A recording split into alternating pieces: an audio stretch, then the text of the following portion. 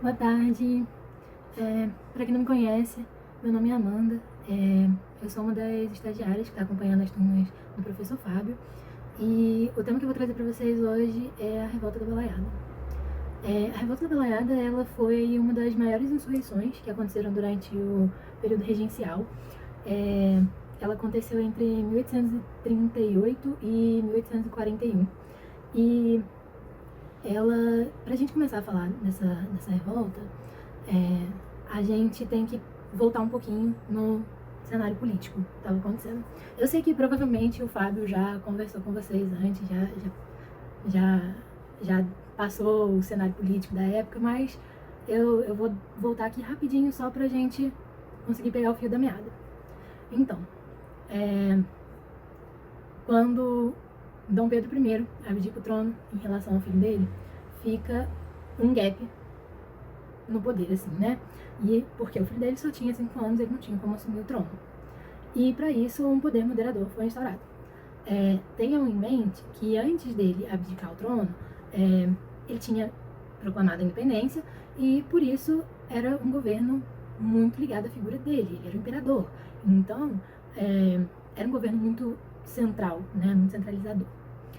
E aí, depois que ele sai e se forma começam a se formar esses governos regenciais, 3 partidos políticos, que não são exatamente o que a gente conhece hoje como partidos políticos, mas basicamente 3 partidos políticos se formam. Um conservador, ligado aos portugueses, o outro liberal, que queria uma monarquia constitucional, e um terceiro que queria república. Mas a gente está pensando aqui na província do Maranhão, né?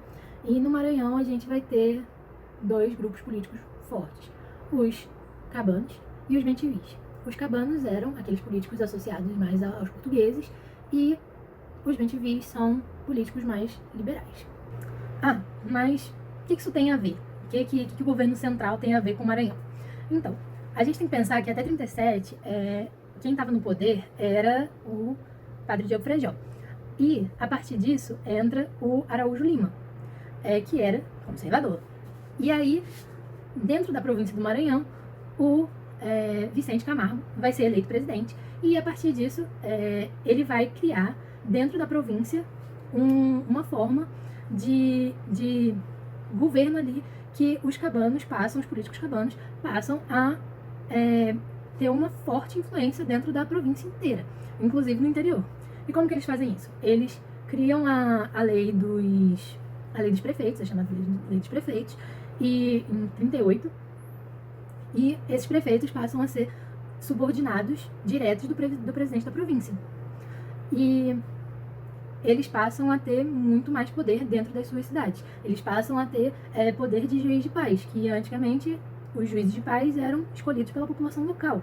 Então, vocês podem imaginar que isso passa a se tornar um governo mandatório. Então, claro, afeta os políticos bem-te-vis, os políticos liberais, que acabam por perder boa parte do seu poder, mas isso afeta diretamente a população, porque afinal eles passam a ter poder de policiamento, recrutamento, e isso é importante porque a população fica sem ter a que recorrer, afinal vai reclamar com quem, né? Vai reclamar com o prefeito? Vai reclamar com quem? Não existe mais juiz de paz. Todos eles estavam ligados ao governo central, que era um governo conservador que não queria o poder todo ali concentrado. Então, o que a gente vai fazer a partir daqui? Eu vou passar um vídeo pra vocês, vou tentar passar ele o mais breve possível pra gente poder discutir um pouquinho melhor depois. Eu vou fazer algumas pausas durante o vídeo pra falar algumas coisas, fazer alguns comentários, mas no final eu vou falar melhor sobre esse vídeo. Mas a intenção com ele é dar a vocês uma perspectiva do popular, entendeu? A parte popular. Porque no final, eu falei aqui bastante, mas eu tô falando muito sobre o cenário político e no final, essa é uma revolução que ela começou por ser política, mas ela foi tomada pela população mais pobre, de fato, que não era o caso dos bem-te-vis. Eles apoiaram a revolta, mas quando eles viram o caráter que ela estava tomando e a magnitude que isso estava tomando, eles mesmos tentaram se aproveitar do movimento, mas no final só deixaram pra lá, né? Porque eles não tinham as mesmas reivindicações da população. Eles não queriam acabar com a escravidão, eles não queriam eles não queriam alimentar a população pobre, né?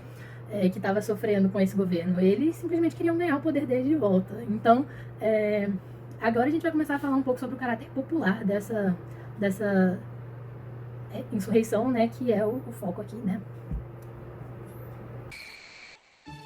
Vila da Manga, 13 de dezembro de 1838.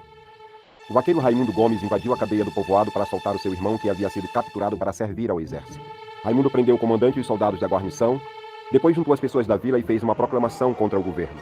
A proclamação do vaqueiro dizia: como me acho nessa vila com a reunião do povo e a bem do sossego público, quero que seja sustentada a Constituição e garantidos os direitos dos cidadãos.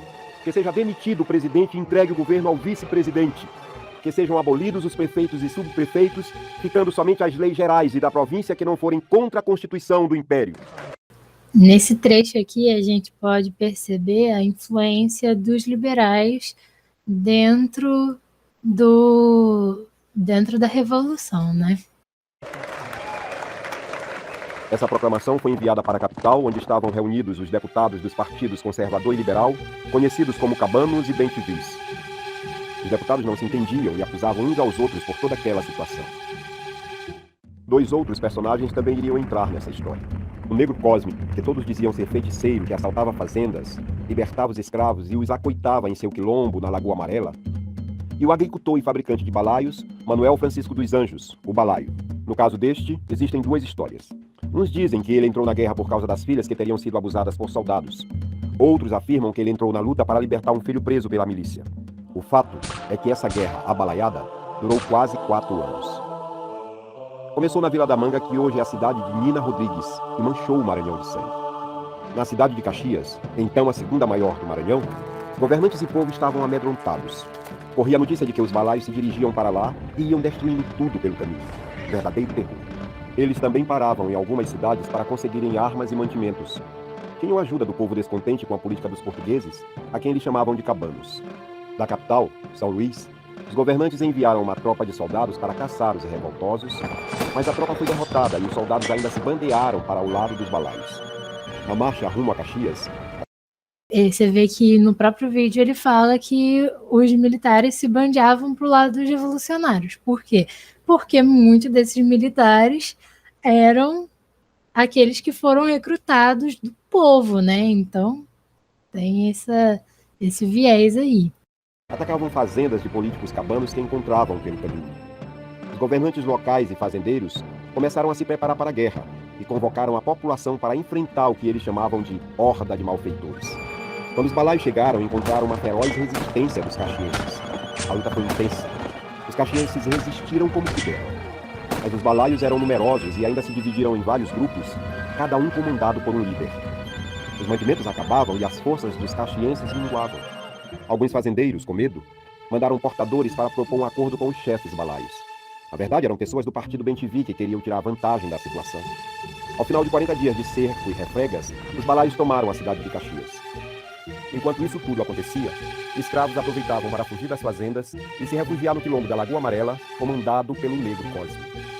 Depois de tomarem a cidade, os líderes do movimento começaram a se desentender entre si. Cada um queria o seu quinhão. Em São Luís, as coisas também não estavam boas. Os políticos não sabiam a quem recorrer. A balaiada parecia um incêndio incontrolável.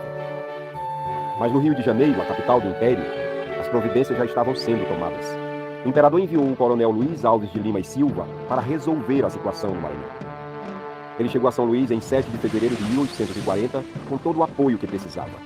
Dinheiro, armas e poder político. Foi nomeado presidente da província, como era chamado o governador naquele tempo, e começou a caçar os balaios com toda a força do Império. O coronel foi muito mais cruel do que se imagina. Se valia de qualquer coisa para derrotar os revoltosos. A luta foi dura. Muitos eram mortos. Alguns se rendiam. O próprio Raimundo Gomes escreveu pedindo condições especiais para se render, mas o coronel não concordou. Ele queria punir pessoalmente o líder do movimento.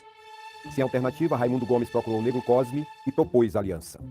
Assim, o líder quilombola entrou na guerra à frente de 5.000 negros.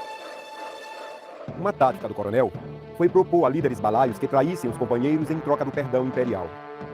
Alguns aceitaram. Então, além de lutar contra o exército, Raimundo Gomes teve que enfrentar seus antigos companheiros. A caçada foi intensa, até que conseguiram capturar Raimundo Gomes e enviá-lo ao Rio de Janeiro para ser julgado. mas ele não chegou vivo ao seu destino. Depois de muitos combates, capturaram o Negro Cosme, que foi julgado em abril de 1842 e enforcado naquele mesmo ano. Por ordem do coronel, o líder quilombola não foi julgado como rebelde ou aliado dos balaios, mas como um simples escravo fugido, apenas para servir de exemplo aos outros. Era o fim da maior revolta popular que já aconteceu no Maranhão, já que o balaio havia morrido na segunda escaramuça feita para dominar Caxias. O coronel Luiz Alves foi condecorado como barão e depois duque de Caxias. O vaqueiro Raimundo Gomes, o fabricante de balaios Francisco dos Anjos e o Negro Cosme são agora lembrados como heróis. Heróis do povo maranhense. Heróis da luta pela liberdade.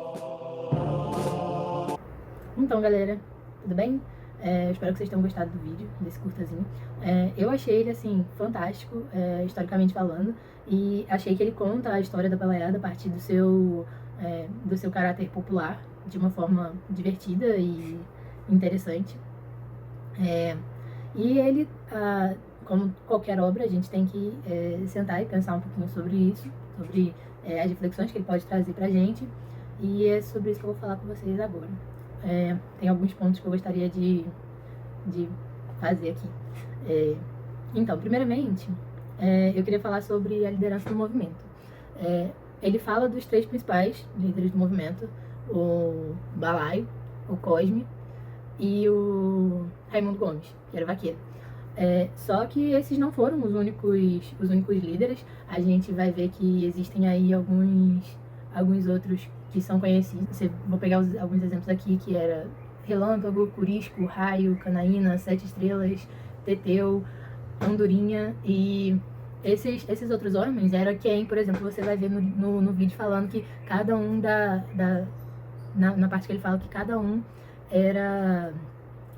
líder foi responsável por um grupo, entendeu? E eles se uniam de vez em quando para as maiores batalhas, mas no geral, tipo, existiam esses líderes de grupo.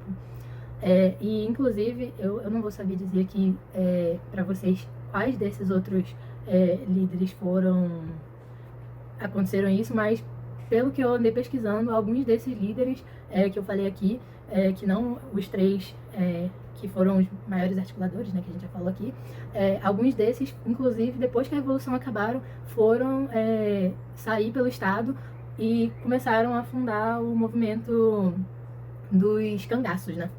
Então, você vê que isso é extremamente interessante a gente pensar, né? Porque, no final, essa foi uma revolta que lutou pela liberdade, né? O que também traz outra perspectiva interessante. A princípio, o movimento ele não queria necessariamente incluir os escravos, né? Ele acaba incluindo como uma forma de necessidade. O movimento ele era muito composto por camponeses pobres que sofriam na mão dessa burguesia de classe alta e esse governo mandatório. Então, claro que você tinha grupos como os fazendeiros, como os escravos, mas a maior parte do movimento foi composto por camponeses livres e pobres. Então, é interessante você pensar que essas pessoas elas estavam lutando pela liberdade delas, mas que ao mesmo tempo eles não estavam necessariamente querendo lutar pela liberdade dos escravos. Isso acaba sendo uma consequência. O Cosme ele não entra no movimento como de início. Ele entra depois que o circo já tá ali pegando fogo e eles estão precisando de mais gente para ajudar, entendeu? Porque você tem que pensar na mentalidade da época também. Para essas pessoas, o que os negros representavam, entendeu? Era uma sociedade escravocrata. Era uma sociedade que estava acostumada a ouvir que o negro merecia estar naquela condição ali. Então, é de se esperar esse tipo de comportamento, mas ainda assim, eles fizeram parte da rebelião. Ele vai falar que são 5.000 escravos fugidos sob a tutela do Cosme, né? Mas os registros que eu achei, que eu dei uma pesquisada, só falam de 3.000. Mas ainda assim é bastante coisa, né? 3.000 pessoas. É interessante você pensar nessa perspectiva, porque quando você pensa em quilombos, você nunca pensa em um quilombo com 3.000 pessoas. Você pensa em aldeias pequenas, lugares embrenhados no meio do mato em que eles se escondiam. você nunca pensa numa fazenda grande em que existiam 3.000 pessoas morando ali. É muita coisa.